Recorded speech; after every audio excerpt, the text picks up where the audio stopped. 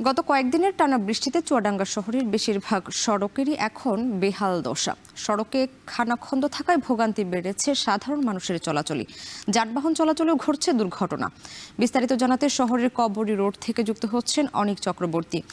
অনেক জানাবেন জনগণের ভোগান্তি কেমন দেখছেন, আর একই সঙ্গে জানাবেন সড়ক সংস্কারে পৌর কর্তৃপক্ষ কোনো ব্যবস্থা নিয়েছে কিনা। সামনে আসলে পৌর কর্তৃপক্ষ ব্যবস্থা যে নিবে এমনটি আসলে আমাদের চোখে পড়েনি। পৌরসভার যে কটি ওয়ার্ড রয়েছে প্রত্যেকটি ওয়ার্ডের সড়কের অবস্থা কিন্তু নাজুক। এরই মধ্যে গত কয়েকদিন এই বৃষ্টিতে যে সড়কগুলো ভাঙা আর ভাঙাচোরা রয়েছে সেই সড়কে কিন্তু আসলে পানি জমে সাধারণ মানুষের দুর্ভোগ কিন্তু আরো আসলে চরমে পৌঁছেছে।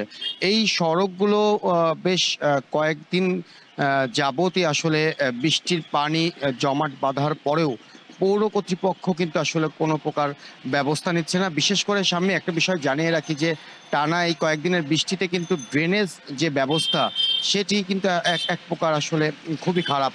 কারণ ড্রেনেজ ব্যবস্থা, যে পানি নিষ্কাশনের যে ব্যবস্থাটা রয়েছে পৌরসভার, সেই ড্রেনগুলো আমি দেখেছি যে পানি জমাট বেঁধে কিন্তু আসলে আরো দুর্ভোগের আসলে সৃষ্টি হয়েছে জনসাধারণের। সাধারণ মানুষ সড়কে চলাচলে আসলে বিঘ্ন ঘটছে। আমার সাথে পৌর কর্তৃপক্ষর কথা হয়েছিল। পৌর কর্তৃপক্ষ বলছে যে যে কটি ওয়ার্ড রয়েছে সেই ওয়ার্ডগুলোর যেই সড়কগুলো ভাঙা রয়েছে সেখানে আসলে কাজ চলমান রয়েছে। পৌরসভার এমন যে তথ্য, সেই তথ্যই কিন্তু বাস্তব যে চিত্র, সেই চিত্রর কোনো মিল নেই। বিশেষ করে প্রধান যে সড়কগুলো রয়েছে পৌরসভার, সেই সড়কের বাইরে এলাকা ভিত্তিক যেই সড়কগুলো রয়েছে সেই সড়কগুলো আমি দেখেছি যে একেবারে নাজুক অবস্থা। বিশেষ করে কবরী রোড, সাতগাড়ি এবং বাগানপাড়া, গুলশানপাড়ায় যেই সড়কগুলো রয়েছে একেবারে আসলে ভাঙাচোরা। কিছু সড়কে পৌর কর্তৃপক্ষ উন্নয়নমূলক কাজ করছে, কিন্তু সেই কাজগুলোতেও কিন্তু আসলে ধীর গতি রয়েছে সামনে। এছাড়া আমার সাথে সাধারণ মানুষের কথা হয়েছে।